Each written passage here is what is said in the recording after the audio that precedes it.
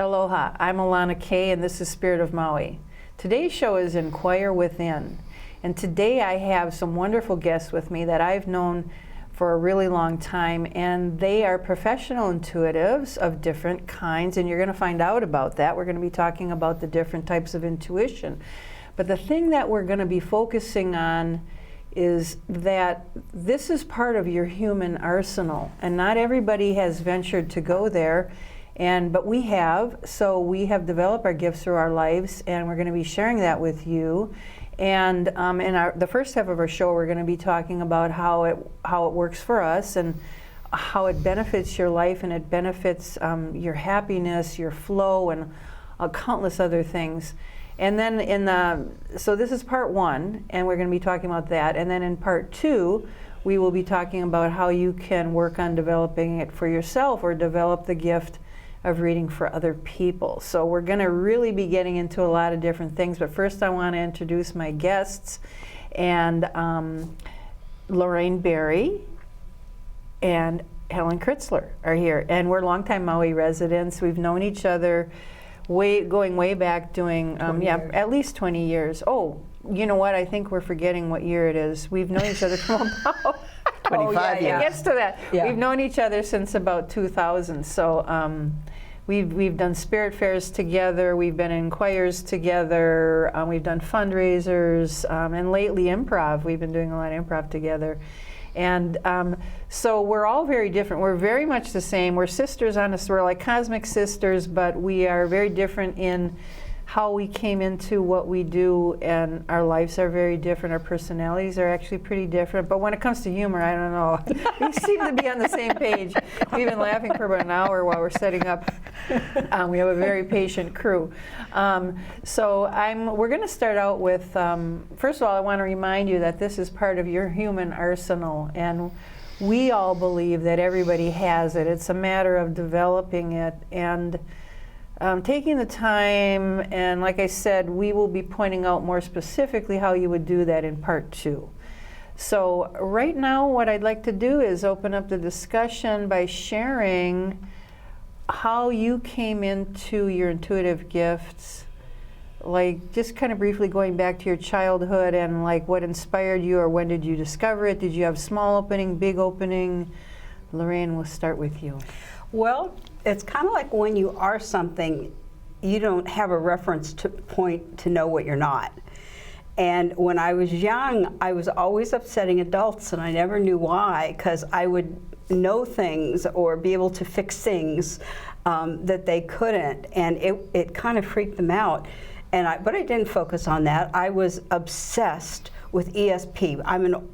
That was all that was available in the library, and I used to go around asking people if they thought I was psychic. I didn't know I did that, and I just started to. I just was. Oh gosh. I think the universe just threw me into this life to wake me up, because I've had just an incredibly challenging life, and I think that's true with a lot of psychics, because we have an energy that sees things. It sees through the veil. The veil. And when people don't want to be seen through that veil, it kind of reflects the energy back on you. So that is kind of where I have been most of my life. And it's like people have either loved that energy, or they have tried to destroy that energy. And it has nothing to do with me, it's just where everyone else is in their life. So I kind of have been a warrior all my life. And every time I hit a snag or did a karma I had to clean up, I managed to walk through it. And but as far as technique, I learned palmistry at 14. I just found a book, and everybody was fair game, their hands. And I just had to know how their personalities worked. And then I spent years learning astrology and tarot, and I was lucky enough to have a woman who was very, very adept at reading and being a psychic. And she taught me how to use my clairvoyant gifts, and then all of a sudden people started to come to me. And so it's just kind of built on my life. But basically, life itself is what has prepared me to do this. And my whole point in this is I have come to a point in my life that is magnificent. But I had to face the shadow over and over and over. It was health, it was money, it was energy, it was a relationship, whatever it was, and I had to just keep going and not give up, you know, sometimes you do what you have to do to get through things, but I kept going. And I kept doing the work and having an idea where I was going. And I also knew I had a gift, and I wanted to be of service. And that's how I used the gift. And but all of these, walking through the fire has made me like a clear vessel.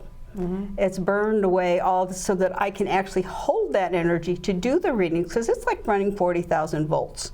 And if you aren't clean and clear in your chakra system, your energy system, you will burn out. You will get you've got to be grounded. You got to be healthy. And so we're going to definitely get into the details of that in the second half of the show. You know, what needs, you know, to make yourself a clear channel. Yeah. Yeah. And so when you said that people just started coming to you, and then you said that you see it as service, and then we're going to talk about that too, because all three of us have a different kind of like modality or a different way of doing it for people, and we all, I think we all agree that in our previous conversations that it's not like parlor games or like for just to prove how clever we are or whatever. It's really to guide people into being service. So and like you said, it also we'll get into that a little bit on this, but we'll get into it more later about the clarity. But you're right in that your energy is different if that's your life purpose. Even though everybody has it as part of their arsenal, the ones that have come in now that are helping people with it and using it to help guide people through this time that we're in of people rising to a higher level of evolution, when we're aligned with that energy, it is a stronger energy, and that's why I've experienced that too. It's you either love me or you hate me, and I am all love, so, you know, like you said, it'll reflect. But I also, we'll get into when we talk about the different types of things. I want to mention, so I want to remember to mention that when we talk about mediumship, because there's different kinds. So we'll get into the different kinds of ways to use your intuition in the first part here, but I want to hear, you know, how it came about for you. And then naturally you were doing spirit fairs, and you've done corporate work, and you've done a number of different things, which we all have. We all use it for different things. So, Helen, yes. You want to just help us understand how you came into it and where you are now? Okay. Yeah. So my mother was a palmist. My mother used to read palms. So, and I was very close. I'm very close to my mom still. Hi, Gertrude. And so I would watch her be with people and take their hands and watch this amazing connection. And I was mesmerized. Mesmerized. I was mesmerized by that. So I naturally started to do it. I also was the baby in the family. So I was always watching. I was a watcher. I was a watcher in school. I never felt like I had to join. Mm-hmm. And I loved that. I liked being quiet and being a watcher and figuring out. So I knew what was going on because I wasn't involving myself. Like I would see the structure of a classroom when I was a little girl. I knew from the time I was in kindergarten. Mm-hmm. I was always, I like to figure things out. I like to understand. I have a very curious mind. Mm-hmm. So I think part of my, if we call it the psychic, my approach was like trying to understand the universe. Not to take on too big a thing. Hey, I used to stay up all night doing that when I was 8 years old. Exactly. I would let my mind go out to the ends of the universe and see where it went to. And then because I was the baby in the family and my brother and my sister had a lot of problems, I would always tell my father and my mother how to solve them. Right. You know, I was right. like the wise Yeah. one, you know, and as a child, everybody always came to me and asked me for help.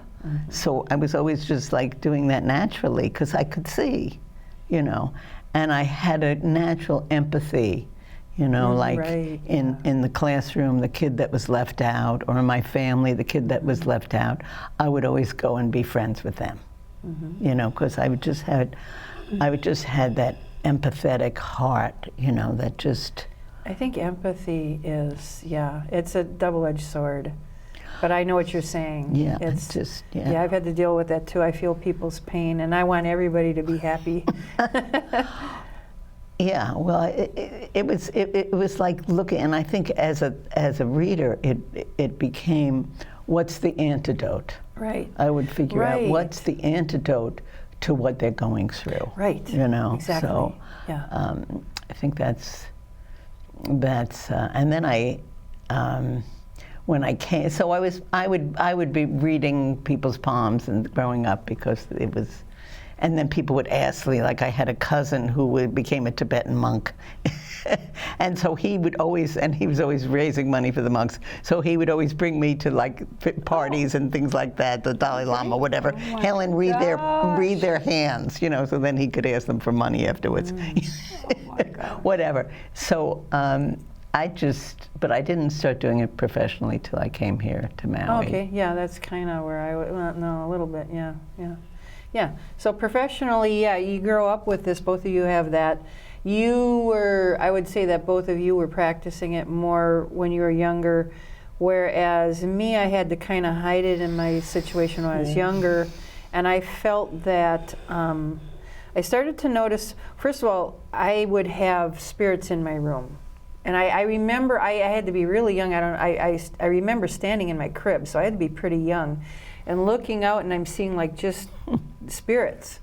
And it scared me so bad that I struggled all my childhood to sleep. I'd sleep with covers on, and if somebody would cross over, people on the other side of the veil, let's put it that way, whether I felt I knew them or didn't. And God bless my great-grandmother, but after she died, I was in so much pain, and then she appeared in my room, and I'm like, no. You know, it just really scared me. So that would happen repeatedly, and that was my initial experience with it. And then I started to realize that I knew what time it was. I always would know what time it was to the minute. Like I could go, I bet you I know what time it is. And I'd run and look at the clock, I know. And then I would know what people are going to say. I remember I was maybe 8, 9 years old. I would know what people are going to say. And I didn't, like you said, when you always have it, you don't really think of not having it, right? You know, Like that's just it's always the status quo. I think I grew up knowing that I was different, separate. I was very shy, didn't participate in anything much when I was a child, because that's the way I felt, like I was just this odd person. And it wasn't until, and I tried to be like normal people. By the time I was in my early 30s, which was in the early 90s, I was having just a total breakdown. I was going to see if I had chronic fatigue. I was so tired. I had endless back problems. I had a headache for 4 months, and I had a sinus pill in my hand, and I was looking at it on a Saturday morning, and I go, this isn't even going to stop this headache. It was there when I woke up during the night and everything.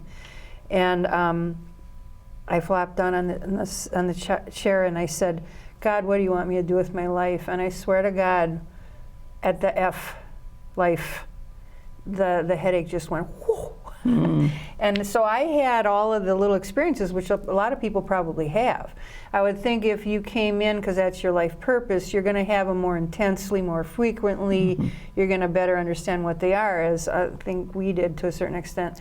But then what happened was I went on a cosmic journey that was led by Spirit. Now I was talking to Christ, and I'm asking Jesus, please help me. I'm flipping through the Bible, and I'm going, I can't find the answers here. I'm looking for answers. And so I started pleading to Christ, and there had been some things that had happened, including a death, so I started crying. And as I was warming from the crying and the release of all the stress and the headache being gone, I came into this warm, beautiful place. So I was one of those, I say it was like having a near-death experience, but not without dying. You know, it was a similar, you know, these stories that people tell, and there's thousands of them out there. So what I did is I moved from actually what it ends up being is I opened my crown chakra. I moved from the head space, the mental space, and moved into my heart. It opened up, and my whole life and who I really am came flooding in. And I went through where these spirits that were always there, you know, hovering around my bed, that I was afraid of. It's like ascended masters in Christ, and they're teaching me who I am and how to use my gift and what it's for. And this will lead to the next thing on this, is that, you know, it was all spotty, and there was a lot of mediumship, which is stories in and of itself, and that'll be a whole nother show. We'll talk about mediumship or something.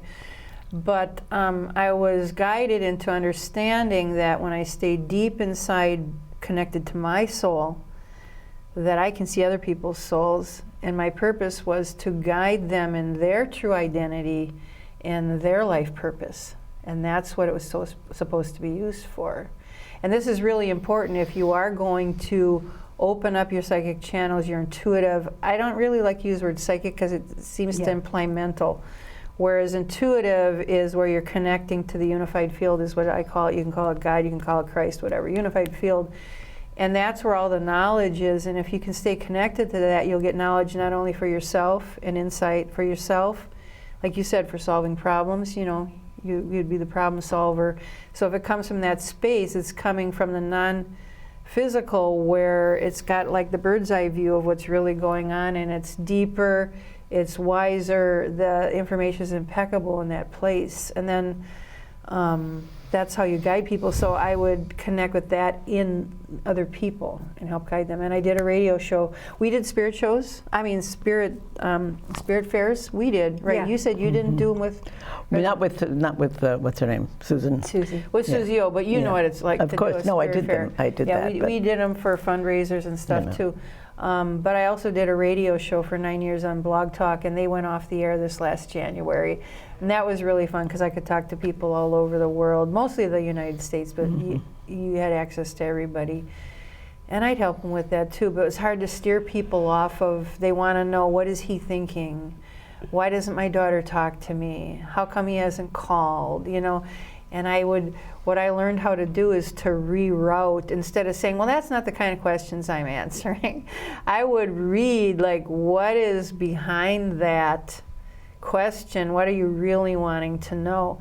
And so I would look to the soul, and it's pretty challenging to bypass the clutter, and I think you guys can relate to this, the clutter that's kind of surrounding all of that real resonant truth inside of them, to not let that distract you as an intuitive, to be able to, that's why I did the show, to train myself how to do that, to not get thrown off by all of that and go, what does the soul really want to know?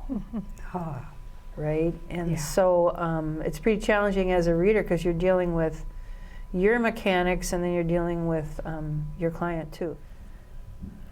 What I'd like you to share with me is what your experience has been, like how you do your readings and how you engage with people, and maybe give an example of one reading that kind of stands out for you. I first do my technique of grounding, breathing, and anchoring in. And then I bring my spirit connection. It's like a golden white light. And I bring it from the highest realms of the universe. We can't know with our minds what that is. So it's about intention. Intention is truly, it connects us and brings in our energy. So I connect to the highest benefit, the highest love, what is ever going to be of service to who's ever before me. I can't know what that is. Spirit and their spirit knows. I am just a translator. And so one reading that always has stuck with me is I was doing readings for some people, and this one lovely young lady walked up to me, and she was like Elizabeth Taylor gorgeous, and she was so sad. And she looked at me and she said, I want to lose weight. And I could tell it was really bothering her. Yeah. And so I got silent. I did my technique. I'm clairaudient. I hear a lot. I'm clairvoyant, and I see. So I never know how the information is going to come in. Usually it's a combination of both of those things. I also just kind of know and feel things. And I saw her being raped when she was a teenager at about 17. And I saw that the weight was a subconscious way of protecting herself. And you have to be careful and be kind and be loving and be respectful when you do a reading. So I don't want to use charged words. So I said to her, I see something that happened to you when you were 17, and it hurt you very badly. And she knew exactly what I meant. She just started to cry. And I said, and I was listening to Spirit, and I just was walking her through, like counseling and having a talk. She says, I've never told this to anybody. How did you know? And it was like Spirit needed her to hear that. She needed that. And this was a safe place for it to be delivered to her. And I told her various ways of handling that, books to read, but just start. And once you start, that little avalanche ball gets bigger and bigger and bigger and bigger. And I sent her off. You're right, because your spirit leads you through the process, which we'll talk about that in the second one too. That once intent, that's a really good word. When it starts with intent, and then your soul kind of takes over and teaches you and shows you. And I like how you mentioned that that you got to be careful how you deliver it. That's part of your practice when you're doing readings for people. Is to know how to deliver it to somebody so that they receive it. But it is very important because there's things buried deep in us, and I think that that's one of the number one reasons for consulting an intuitive, because they can help you go to that place, and hopefully, and as of course I've known you lovely people for a long time, you have beautiful hearts and you're very kind, and it's unconditional love. And so it's not, I think we're drawing this out because it's not like what some people have been exposed to or what they've seen, like California psychics or whatever. It's not like that, It's a very loving experience where a person is extending themselves in service to you to help you get through some things that you might not be able to get through in any other way other than intuition, is what I believe. So then the next thing, I want to hear from you, but we've got to remember after this we're going to talk about the benefits of aligning with your intuition. So how about you? How do you approach your well, I really realized recently, there's psychotherapists. I'm a psychic therapist. I realize that's really what I do. Yeah. And so the way I see myself, there's Helen, who has the same kind of problems as everybody else. Right. And then there's the soul that's me. Right. So when I start doing a reading, Helen can hang out back in the house, and I'm there totally for that person. And so generally speaking, they come, women a lot of times want to know when the man is coming, but mostly people come because they're struggling with something that they can't figure out themselves. Yeah, they need some kind of help, whether it's direction or problems with family, and so I try to get into that pretty quickly. They have to go slowly because they may not trust you right away, especially if it's sometimes a tourist or something, kind of feel it out. And so but I can feel it, empathy. Somebody sits with you, what's going. You feel their pain, or you feel their confusion, or whatever it is. So you can kind of guide it to that place, and then I try to go together, because it's not a matter of me telling them. It's a matter of we're connected together in this psychic, intuitive place. The mirror neurons, we feel them, they feel us, and they feel trust. Because they have to feel trust. You have to get to a place with trust with them so that they can get deep into whatever that trauma was that they had, because it's from that early trauma place a lot of times that you need to do it so that what's happening right now can be healed in some way. Because it ends up affecting all the things. Yeah, because as a baby they come and they're open and they're, and then a trauma happens and the body, the electromagnetic system goes into protect.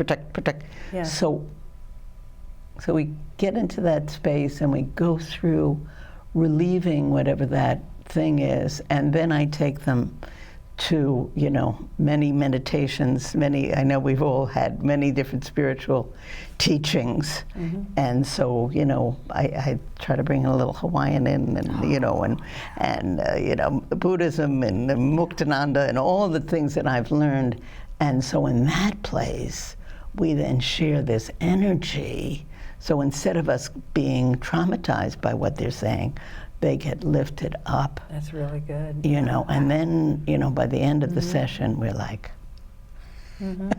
you know, at this place of, you know. And it has a lot to do, I'm listening to you as you're saying all of this, and what it gets down to is when people are out in society, people are kind of bouncing off of each other. There's a lot of mirroring, there's judgment, there's just lack of attention, period. And so when you go to an intuitive, a professional, intuitive, with that's their life purpose and they're connected to love, what they're doing is they're giving you, it's like you're holding space for them to open up in a safe space, and you're giving them full attention, like you said. That's the thing about it, and that's why I know it can be challenging, because when I'm preparing for a reading, I'm sure you can agree with this, I can't just be running around and then shopping and doing things and making phone calls and then say, okay, let's do a reading. You know, you need to make sure that you're warming up to that you're in the right place, and that you're staying calm, you know, and so you're in a good space when you are sitting with that person, and then you're giving them full attention, which if they're dealing with other people, they're not going to get that. And that's, I think, why people go to a therapist, whether it be a psychotherapist or a psychic therapist, is you're saying, I need to focus on just this and figure out what it is, and that's how we're facilitators for that. And then so being an intuitive, you're using that gift to make sure you align with it. So yeah, it's not the thing about, you know, people will say, oh, you're psychic so you can pick lottery numbers, or it's an abuse of you know, energy. It is, right. So, you know, to play games with it actually is, and that's not where the real gift is, so that's going to be sketchy at best anyway. Although I do have to say that I've been teased that way a lot of times, but there was one time when I wanted to use a bathroom at the Mauna Kea, and I guessed the code.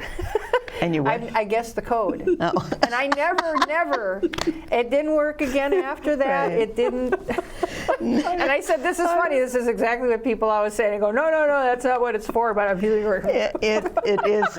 I mean, I think that the way these psychic things show up, like I think I told you the other day, I made this picture for the wedding. Yeah. And then I go to the wedding and they're exactly sitting and looking exactly like the picture I made of them. You that know, stuff it's does like, happen. Oh, yeah. totally, yeah. But, so we'll talk, that's a whole nother show. Well, no, that's what we're talking about, the benefits, Yeah. okay? How, if you're going to develop it for yourself. So we're talking about the benefits of going to an intuitive reader, but then there's also the benefits of developing it for yourself.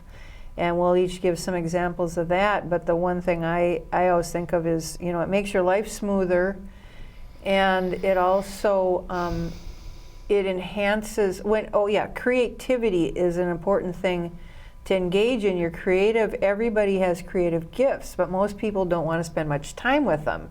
And your intuitive portal to guide you in your life is the same as your creative portal. So if you shut down your creative portal, you're shutting down your intuitive portal. So to me, that's like the most important thing. Once again, reminding everybody that this is a natural part of your arsenal, and for whatever reason, and you could go into 1,000 reasons why society hasn't taught us from the time we were young. I always say that we were taught from the time, whether it was our family, I raised my children to be creatives and to be intuitive. Mm-hmm. I have one daughter who specifically is very gifted intuitive, and I'm always encouraging her to do it professionally.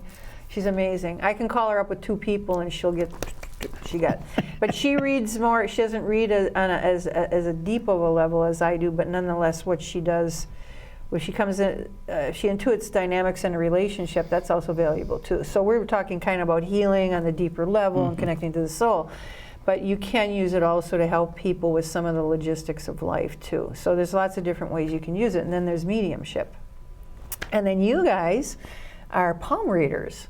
which is something I've never gotten into. Like we're not the only two on the island. We have, we're going to talk just really quickly, just give me a quick overview of palm reading, and then we're going to wrap it on up on this segment, but I did want you to both mention what you think the benefits of it, you know, other than what I said. I don't know, we might just agree on that. Did you have anything to add? The benefits are that thing you've been looking for inside, that thing of alignment with your life and who you are. It has, when we're connected, we have the answers of listening to our intuition. And it's our body, we're connected to spirit, and it's all there if we just can tune in through heart and mind. Yeah. So it just makes life more fun and more comfortable. So how about you? Anything to add? The benefits? Yeah. Well, I think what's really interesting when I'm reading for somebody else, I'm listening, because this wisdom that is coming through.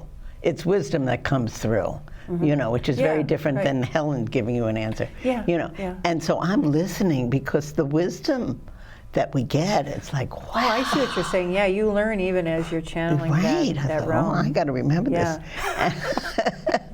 But I think the most wonderful thing is to take care of myself and not to be harmful and not to be judgmental.